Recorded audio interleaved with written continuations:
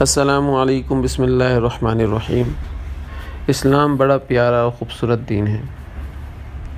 اللہ تعالیٰ کی ذات نے اس کے ہر عمل کے اندر حکمتیں رکھی ہیں۔ بندہ اگر سوچے اور عمل کرے تو ہر عمل کے اندر حکمتیں ہیں اور ہر عمل اس کا دعا ہے۔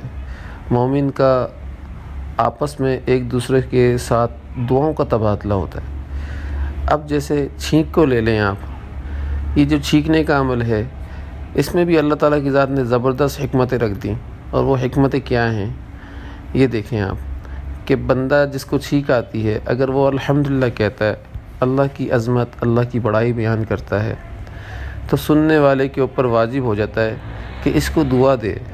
اور وہ دعا کیا ہے؟ یرحمک اللہ، اے اللہ اس کے اوپر رحم فرما دیجئے۔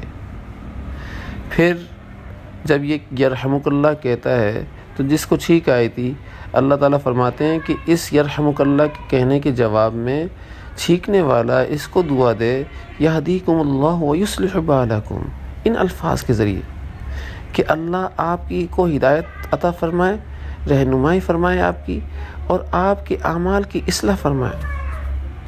یہ کتنی پیاری دعائیں جو دو مسلمان بھائی آپس میں ایک دوسرے کو دے رہے ہیں۔ حضور اکرم صلی اللہ علیہ وسلم نے فرمایا، مفہوم ہے حدیث کا، کہ جب کسی کو چھینک آئے اور وہ تیز آواز میں الحمدللہ کہہ دے تو پاس بیٹھنے والا شخص اس کے جواب میں، جس نے اس کی الحمدللہ کو سن لیا ہے، یرحمک اللہ کہے۔ یہ ضروری ہے۔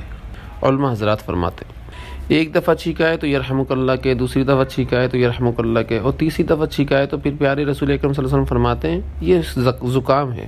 اس لیے علماء حضرات ہی فرماتے ہیں کہ تیسری دفعہ چھینک آنے پر الحمدللہ کہنے کے جواب میں یرحمک اللہ کہے یا نہ کہے، یہ ضروری نہیں ہے۔ ہمارے حضرت فرمایا کرتے تھے کہ جب بندے کو چھینک آتی ہے اور بندہ الحمدللہ کہتا ہے تو وہ الحمدللہ کیوں کہتا ہے؟ اس کی حکمت یہ ہے کہ چھینک آنے کے اوپر بندے کا چہرہ بگڑ جاتا ہے، نتنے پھول جاتے ہیں، منہ کھل جاتا ہے، گال چڑھ جاتے ہیں، آنکھیں چڑھ جاتی ہیں، ماتھا چڑھ جاتا ہے۔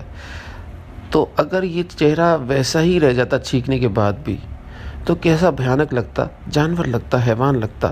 تو یہ چہرہ واپس آنے کے اوپر کہ اللہ جیسا چہرہ میرا پہلے تھا ویسا ہی تو نے واپس کر دیا ہے، تو اس پر بندہ الحمدللہ کہتا ہے۔ اللہ تعالی ہم لوگوں کو دین کے ہر عمل کے اوپر، ہر حکم کے اوپر عمل کرنے والا بنائے، آمین۔